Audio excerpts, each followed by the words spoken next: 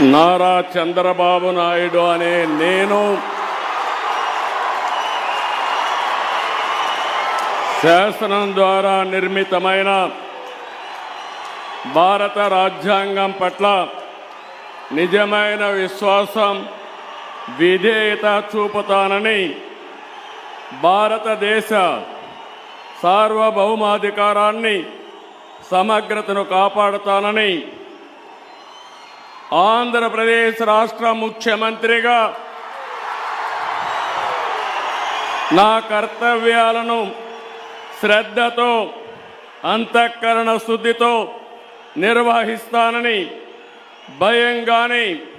పక్షపాతం కానీ, రాగద్వేషాలు కానీ లేకుండా రాజ్యాంగాన్ని, శాసనాలను అనుసరించి ప్రజలందరికీ న్యాయం చేకూరుస్తానని